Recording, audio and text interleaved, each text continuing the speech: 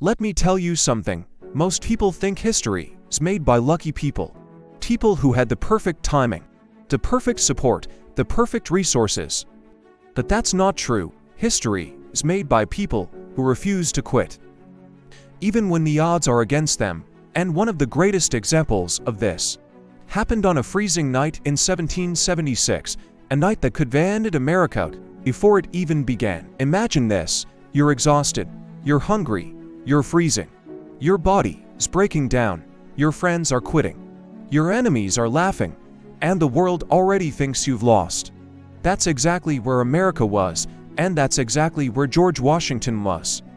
But what he did next wasn't motivation, it was discipline. In 1776, America wasn't a powerful nation, it was a weak idea, a dream, a group of men fighting against the strongest military empire in the world, Britain. And at that time, America was losing badly. Soldiers were deserting. Supplies were low, the cold was brutal, and to make it worse, most of Washington's soldiers had contracts that were ending. That means they were about to go home. The war was almost over, not because the enemy won, but because people were tired. And that's the same reason many people lose in life today. Not because they're not talented, not because they're not smart, but because they stopped too early. Let me tell you something that will change your mindset. You don't lose when you fail. You lose when you quit. Most people quit in the cold season of life, when results are slow, when nobody is clapping, when nobody is supporting, when it feels like you're working and nothing is happening. And that's why your dreams die, because your dream needs your discipline, not your feelings. Washington understood this. He didn't wait until he felt ready. He moved anyway. So here's what happened. On Christmas night, while the enemy was celebrating, Washington decided to do something crazy, something impossible. He gathered his tired, weak soldiers and told them, "We're crossing the Delaware River tonight." Now listen, this wasn't a normal river crossing. The river was filled with ice. The weather was brutal. The wind was violent. And many of these men didn't even have proper shoes. Some of them were leaving blood footprints in the snow.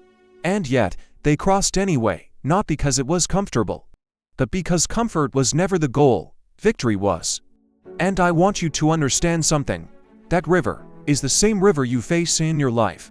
That river is your fear, your depression, your bad habits, your distractions, your laziness, your excuses. And most people stop at the river. They say, "I'll try again tomorrow," but tomorrow becomes next week. Next week becomes next year, and next year becomes regret.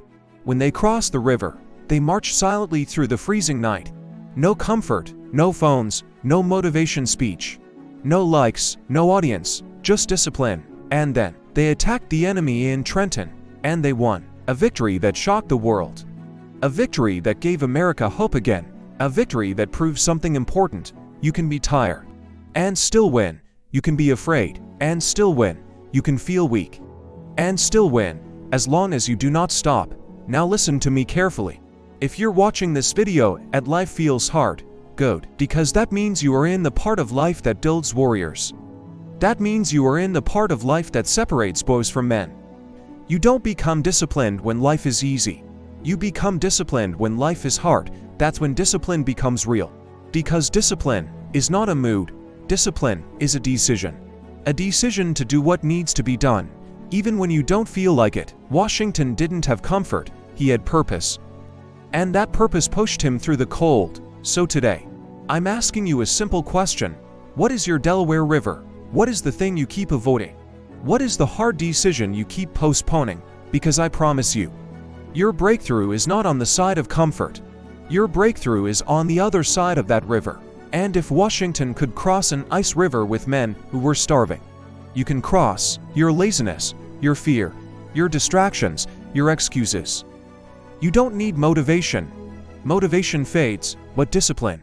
Discipline will change your life. If this message hit you, don't just watch it, do something.